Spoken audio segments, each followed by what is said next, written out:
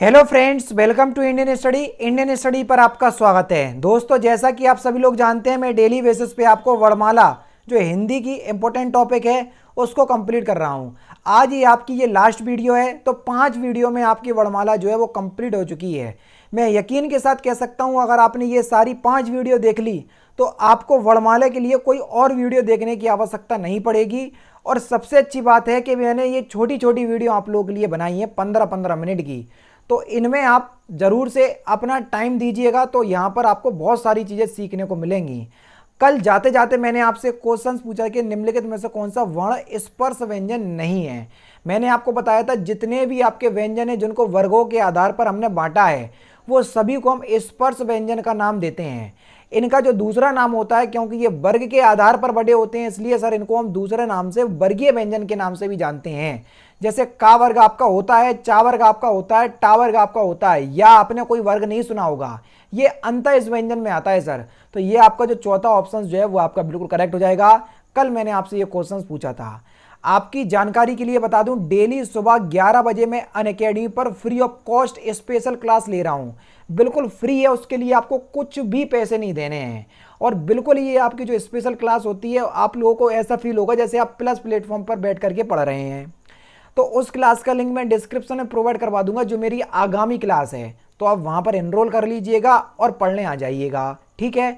सबसे अच्छी बात कि यहाँ पर आपको बिल्कुल PDF free of cost provide की जाती है। ठीक है। और यहाँ पर मैं आप लोगों को हिंदी ही कंप्लीट करवा रहा हूँ अनअकैडमी पर।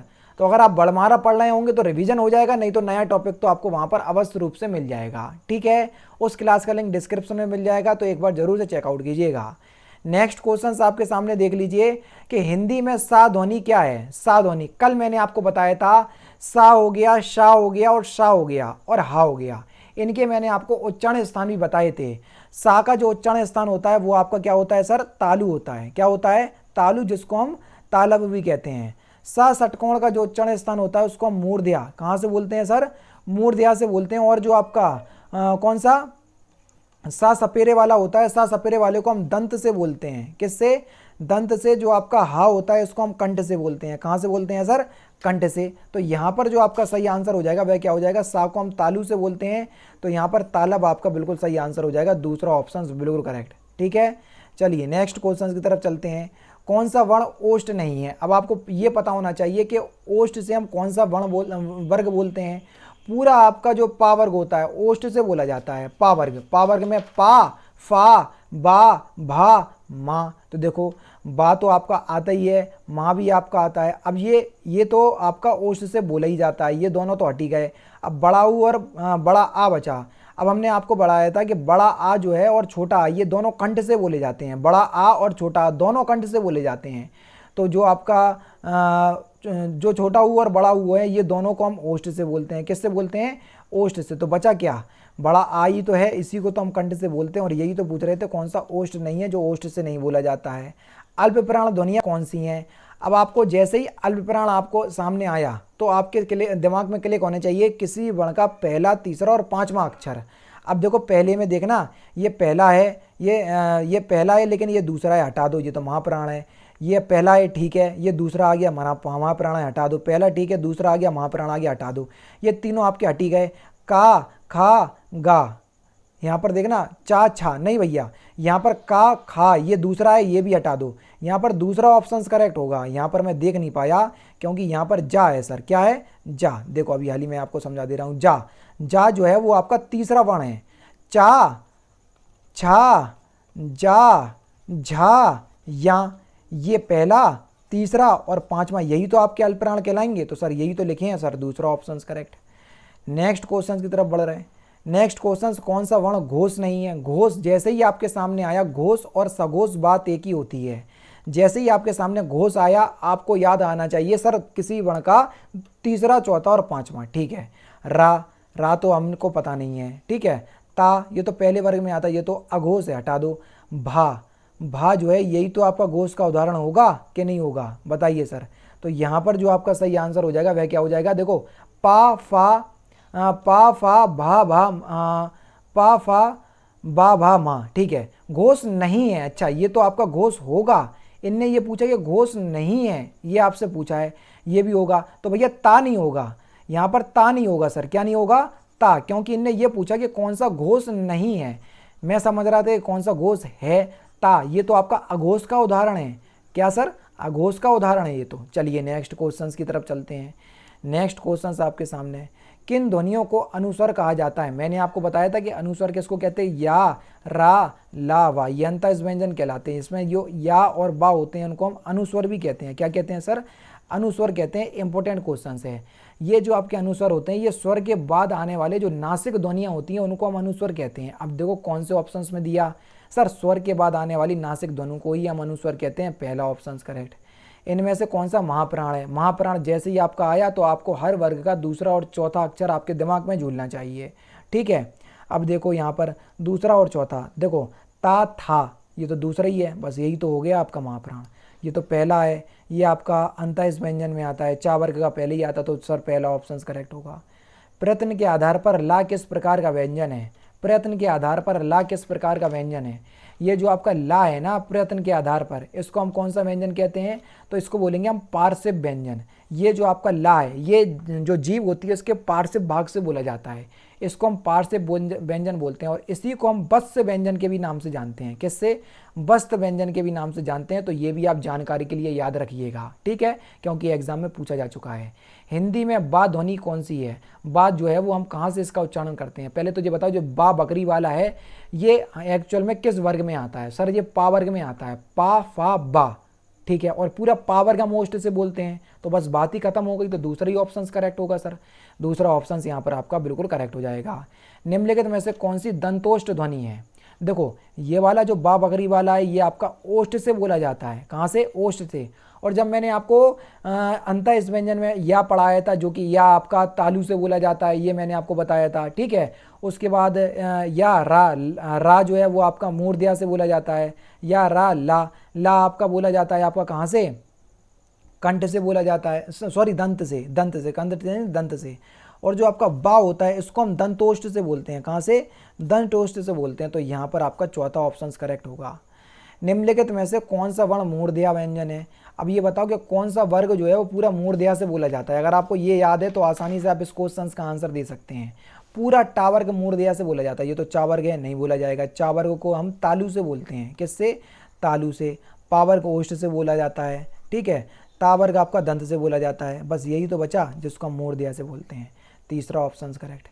हिंदी की तालव्य ध्वनियाँ जिनको हम तालु से बोलते हैं, अभी हाल ही मैंने आपको बताया चा वर्ग पूरा तालु से बोला जाता है, अभी हाल ही तो बताया है।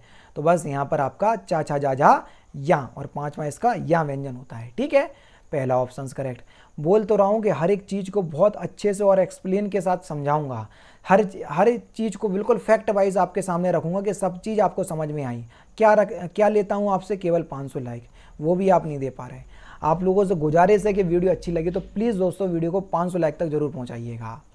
अल्पप्राण की संख्या कितनी होती है? अब देखो जैसे ही आपको अल्पप्राण की संख्या पूछे तो आपके दिमाग में आ जाना चाहिए कि हर वर्ग का पहला, तीसरा और पांचवा, और हर वर्ग में 5 व्यंजन होते हैं, ठीक है, और पूरे 5 ही लाइन होती हैं। तो ये आपका पहला, तीसरा, पांचवा, यानी कि 3 लाइन आ रही, 3 लाइन में 5, तो 3 पंजे 15, तो आपके ये हो ही गए बिल्कुल सूखे सूखे अल्पप्राण, ठीक है। अब उसके बाद आपकी जानकारी के लिए बता दूं, जो या, रा, लावा होता है, या, सॉरी यहाँ पर मैं इसको हटा देता हूँ, अच्छा नहीं लग रहा है, ठीक है। चलो या हो गया, रा हो गया, ला हो गया, वा हो गया। ये जो आपका या, रा, लावा होता है इनको भी हम अल्पप्राण में गिनते हैं सर। किस में? अल्पप्राण में। तो इसको 4 और जोड़ दो। और एक होता है उत्क्षिप्त व्यंजन, कौन सा? डा, इसको भी हम अल्पप्राण में जोड़ते हैं। तो देखो 15 और 4 19 और 1 20, तो यहाँ पर सही आंसर क्या हो जाएगा सर? 20। अल्पप्राण की संख्या कितनी हो जाएगी सर? 20 पूरी 20 की 20 हो जाएगी, ठीक है। अब यहाँ पर पूछा है महाप्राण की संख्या कि सर महाप्राण की संख्या कितनी है। जैसे देखना, जैसे ही आपका महाप्राण आए तो आपके दिमाग में आना चाहिए हर वर्ग का दूसरा और चौथा व्यंजन, और 5-5 आपके वर्ण होते हैं। तो 2 ही तो आपके वर्ग निकले, 2 वर्ग निकले और हर वर्ग में 5 आ रहे, तो यहाँ पर कितना आ जाएगा? 10 तो आपके ये निकल गए। अब देखो जो आपका ऊष्म व्यंजन होते हैं जिनको हम सा, शा, हा कहते हैं, ये आपके ऊष्म व्यंजन कहते हैं। इनकी संख्या कितनी है? 4, ये भी महाप्राण में गिने जाते हैं। और एक उत्क्षिप्त व्यंजन अल्पप्राण में चला जाता, एक उत्क्षिप्त व्यंजन महाप्राण में आ जाता है, कौन सा? ये डा। तो इसको हम और जोड़ देते हैं, तो यहाँ पर आ जाएगा आपका पूरा कितने होगा? 15। तो महाप्राण की संख्या कितनी हो जाती है सर? 15, तो चौथा ऑप्शन यहाँ पर आपका बिल्कुल करेक्ट हो जाएगा सर। कौन सा? चौथा ऑप्शन करेक्ट। ठीक है, नेक्स्ट क्वेश्चन आपके सामने, अघोष की संख्या कितनी है? इंपॉर्टेंट क्वेश्चन, अघोष की संख्या, इंपॉर्टेंट क्वेश्चन है, जल्दी बताइए। देखो अघोष, आप जैसे ही आपके सामने अघोष आया, आपके दिमाग में क्लिक हो जाना चाहिए हर वर्ग का पहला और दूसरा व्यंजन। अगर आपको ये सारी चीज़ें पता है तो हर चीज़ आपकी क्लियर होती चलेंगी। तो 2 वर्ग निकले, हर वर्ग में 5 व्यंजन आते हैं, तो 10 तो आपके यही निकले आए। अब आपके अंतःइस व्यंजन होते हैं कौन से? या, रा, ला, वा, ये अंतःइस व्यंजन होते हैं। ठीक है, ये आपके अघोष में नहीं आते हैं, इस बात को ध्यान रखना। ठीक है, अभी मैं आपको बता रहा हूँ, सा, शा, शा, हा, इसमें ये जो 3 होते हैं, केवल 3 यही आते हैं अघोष में। तो 10 तो ये हो जाते हैं, 3 यहाँ से आ जाते हैं, तो ये हो जाते हैं आपके केवल कितने? 13। कितने हो जाते हैं सर? 13। तो अघोष की संख्या होती है आपकी 13। ठीक है, अब चलते हैं नेक्स्ट क्वेश्चन की तरफ। अब सघोष की संख्या आपसे पूछी है, ध्यान रखना, संख्या हर कोई बता देगा, लेकिन होते कौन कौन से हैं ये बहुत ही कम लोग बताएंगे आपको यूट्यूब पे, इस बात को ध्यान रखना। बहुत मेहनत के साथ आपको वीडियो प्रोवाइड करवा रहा हूँ, इसलिए बोल रहा हूँ कि वीडियो को लाइक और शेयर करते चलो। सघोष की संख्या पूछी है, सघोष जैसे ही आपके दिमाग में आया तो हर वर्ग का तीसरा, चौथा और 5वां व्यंजन आपको ध्यान आना चाहिए। 3 वर्ग हैं, हर वर्ग में 5 हैं, तो 15 तो यही हो गए। या, रा, ला, वा जो हम छोड़े आए थे वो आपके यहाँ पर 4 इसमें गिने जाएंगे। एक हम छोड़े आए थे हा, देखो एक हा छोड़ के आए थे हम। ठीक है, तो ये और जो गिन लो, तो कितना हो गया? 15 और 4 कितने हो गए सर? 15, 4, 19 और 1 20। अब आप बोलोगे सर ऑप्शंस में नहीं दिया। 11 जो पूरे स्वर होते हैं ना, 11 स्वर, छोटा, बड़ा, छोटी, बड़ी, छोटा ऊ, बड़ा ऊ, ए, आई, ओ, औ, री, ये पूरे 11 स्वर होते हैं। ये पूरे 11 स्वर भी आपके सघोष में गिने जाते हैं। तो यहाँ पर जो आपकी सघोष की संख्या होगी सर कितनी हो जाएगी? 31 होगी। बताओ, हर चीज़ समझ में आई? दूसरा ऑप्शन करेक्ट। निम्नलिखित में से द्विगुण व्यंजन कौन से हैं? जो सर उत्क्षिप्त व्यंजन होते हैं उन्हीं को हम द्विगुण व्यंजन कहते हैं। अभी हाल ही मैंने आपको बताया, ये डा और ड़ा ये दोनों ही आपके द्विगुण व्यंजन कहलाते हैं और इन्हीं को ही हम उत्क्षिप्त व्यंजन कहते हैं। तो यहाँ पर चौथा ऑप्शन करेक्ट हो जाएगा। कौन सा? चौथा ऑप्शन करेक्ट। इनमें से कौन सा लुंठित व्यंजन है? लुंठित व्यंजन कौन सा है? लुंठित व्यंजन को ही हम प्राकंपित व्यंजन कहते हैं। ऐसे व्यंजन जिनको बोलने पे हमारी जबान जो है वो या जीवा जो है वो कंपन करने लगी, उसको प्राकंपित या लुंठित व्यंजन बोलते हैं। तो यहाँ पर जो आपका सही आंसर हो जाएगा रा। रा जो है ये लुंठित व्यंजन का उदाहरण है सर, पहला ऑप्शन करेक्ट। इनमें से वत्स व्यंजन कौन सा? अभी हाल ही मैंने आपको बताया था, वत्स व्यंजन को हम पार्श्विक व्यंजन भी कहते हैं। क्या बोलते हैं? पार्श्विक व्यंजन भी बोलते हैं। और वत्स व्यंजन कौन सा था सर? ला। चौथा ऑप्शन करेक्ट। इनमें से कौन सा अकारांत शब्द है? जिन शब्दों के अंत में आ आता है तो उनको हम अकारांत शब्द कहते हैं। जैसे आ गया आपका कल, कल का हमने वर्ण विच्छेद करा तो क्या हो जाएगा? ला का वर्ण विच्छेद करो तो क्या हो जाएगा? ला प्लस में छोटा आ। देखो एंड में छोटा आ आया तो यहीं पर आपका क्या होगा सर? अकारांत शब्द होगा ये। चौथा ऑप्शन, तीसरा ऑप्शन करेगा। अब ये लिखा सजाना। सजाना का जरा हमने वर्ण विच्छेद करा, ना का वर्ण विच्छेद करा तो क्या हो जाएगा? ना प्लस में बड़ा आ।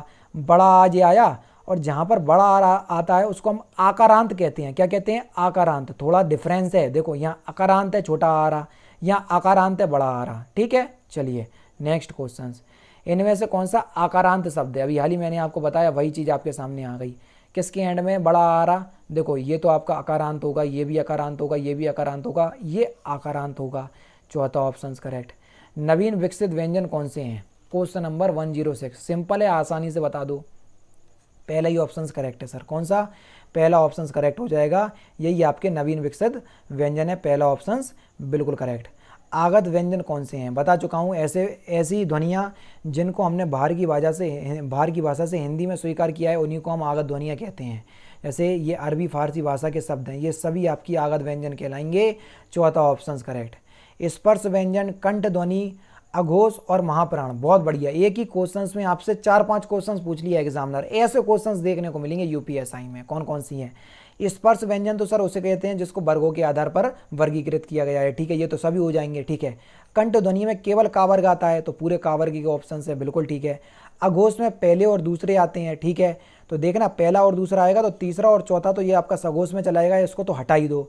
अब इनने पूछा कि महाप्राण भी होना चाहिए। अब महाप्राण दूसरा और चौथा होता है तो पहला तो होगा नहीं, तो पहला वर्ग व्यंजन हटा दो तो दूसरा यही तो बचा खा। तो तीसरा ऑप्शन करेक्ट। हमको पता नहीं था इस क्वेश्चन का आंसर, बस पूरा कॉन्सेप्ट हमारे पास था तो कुछ कॉन्सेप्ट से हमने इस क्वेश्चन का आंसर निकाल दिया।